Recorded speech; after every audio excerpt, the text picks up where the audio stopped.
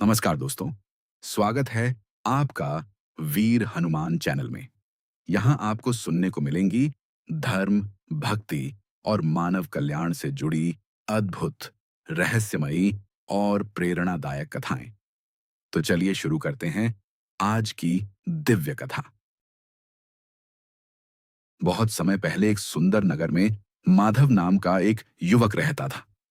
वह मेहनती और ईमानदार था, लेकिन उसके मन में हमेशा किसी न किसी बात की चिंता बनी रहती थी। कभी उसे अपने भविष्य की चिंता सताती, कभी व्यापार की परेशानी और कभी परिवार की जिम्मेदारियां। धीरे धीरे उसका मन अशांत रहने लगा।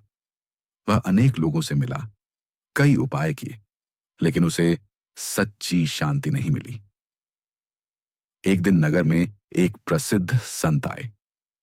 उनके दर्शन के लिए दूर दूर से लोग आने लगे। माधव भी उनके पास पहुंचा और विनम्रता से बोला, गुरुदेव, मेरे जीवन में सब कुछ होते हुए भी मन को शांति नहीं मिलती। कृपया ऐसा मार्ग बताइए जिससे मेरा जीवन सुख और संतोष से भर जाए। संत ने उसकी ओर प्रेम से देखा और कहा, वत्स, यदि तुम सच्चे मन से हनुमान जी की उपासना करोगे तो तुम्हारे जीवन में अवश्य परिवर्तन आएगा। माधव ने पूछा, गुरुदेव, हनुमान जी की उपासना का इतना महत्व क्यों माना जाता है? संत मुस्कुराए और बोले, क्योंकि हनुमान जी केवल बल और पराक्रम के देवता नहीं हैं। वे भक्ति, सेवा, ज्ञान, साहस और विनम्रता के आदर्श हैं। जो व्यक्ति उनकी उपासना करता है, उसके भीतर आत्मविश्वास, सकारात्मक सोच और कठिनाइयों से लड़ने की शक्ति जागृत होती है। फिर संत ने रामायण का एक प्रसंग सुनाया। उन्होंने कहा, जब माता सीता की खोज के लिए समुद्र पार करना था, तब सभी वानर चिंतित थे। किसी में इतना सामर्थ्य नहीं दिखाई दे रहा था कि वह विशाल समुद्र को लांघ सके। उस समय जांबवान ने हनुमान जी को उनकी शक्ति का स्मरण कराया। जैसे ही उन्हें अपनी शक्ति याद आई, उन्होंने विशाल रूप धारण किया और एक ही छलांग में समुद्र पार कर लिया। संत बोले, इस कथा से हमें शिक्षा मिलती है कि हर मनुष्य के भीतर अपार शक्ति छिपी होती है, लेकिन वह स्वयं उसे भूल जाता है। हनुमान उपासना उस शक्ति को जगाने का माध्यम है। जब व्यक्ति हनुमान जी का स्मरण करता है, तो उसके भीतर छिपा साहस और आत्मबल जागृत होने लगता है। इसके बाद संत ने लक्ष्मण जी और संजीवनी बूटी की कथा सुनाई। उन्होंने कहा, जब मेघनाद के शक्तिबाण से लक्ष्मण जी मूर्छित हो गए, तब पूरी वानर सेना चिंतित हो उठी।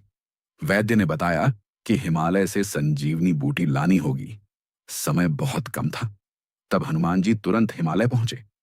जब वे संजीवनी पहचान नहीं पाए, तो पूरा पर्वत ही उठाकर ले आए। उनके इस अद्भुत कार्य से लक्ष्मण जी के प्राण बच गए। संत ने कहा, यह घटना हमें सिखाती है कि सच्चा भक्त कभी हार नहीं मानता। परिस्थितियां चाहे कितनी भी कठिन क्यों न हो, वह अपने लक्ष्य तक पहुंचने का मार्ग खोज ही लेता है। हनुमान जी की भक्ति मनुष्य के भीतर वही दृढ़ संकल्प पैदा करती है। माधव बड़े ध्यान से सब सुन रहा था। संत आगे बोले, हनुमान जी जितने शक्तिशाली थे, उतने ही विनम्र भी थे। उन्होंने कभी अपने बल और पराक्रम का घमंड नहीं किया। जब भी किसी ने उनकी प्रशंसा की, उन्होंने उसका श्रेय भगवान श्री राम को दिया। यही कारण है कि वे संसार के सबसे महान भक्त कहलाते हैं।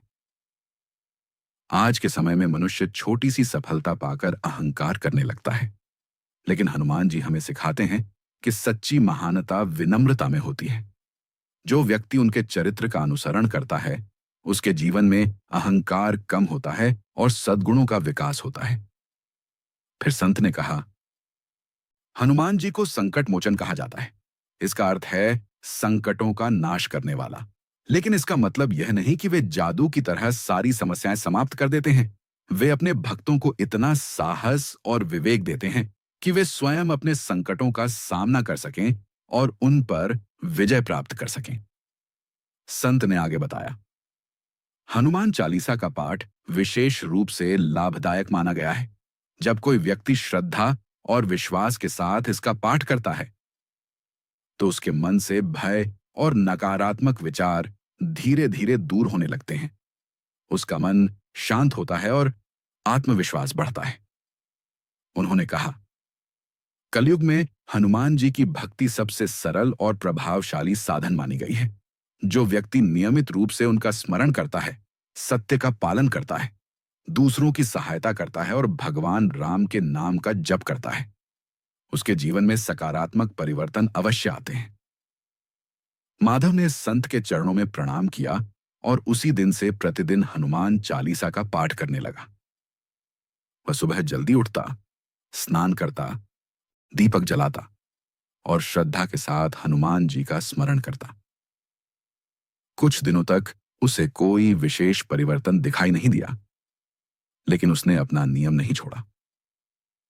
धीरे धीरे उसका मन शांत होने लगा। जो बातें पहले उसे अत्यधिक परेशान करती थीं, अब उतनी बड़ी नहीं लगती थीं। उसका आत्मविश्वास बढ़ गया। वह कठिन परिस्थितियों में भी धैर्य बनाए रखने लगा। उसके परिवार वालों ने भी उसके स्वभाव में आए इस परिवर्तन को महसूस किया। कुछ महीनों बाद माधव फिर संत के पास पहुंचा। उसके चेहरे पर पहले जैसी चिंता नहीं थी। वह प्रसन्न दिखाई दे रहा था। उसने संत से कहा, गुरुदेव, मेरी सारी समस्याएं तो समाप्त नहीं हुई हैं, लेकिन अब मैं उनसे डरता नहीं हूं।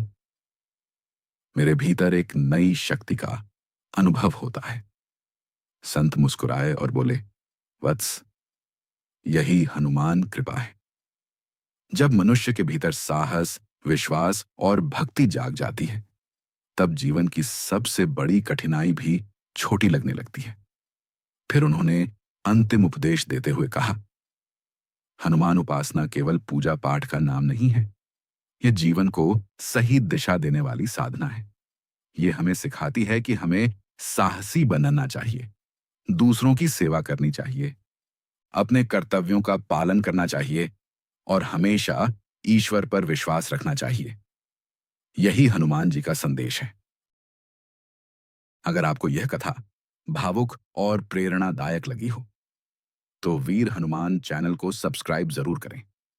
वीडियो को अपने मित्रों और परिवार के साथ शेयर करें और कमेंट में लिखना न भूलें, जय बजरंग बली। फिर मिलेंगे एक और भक्तिमय कथा के साथ। जय हनुमान, जय बजरंग बली।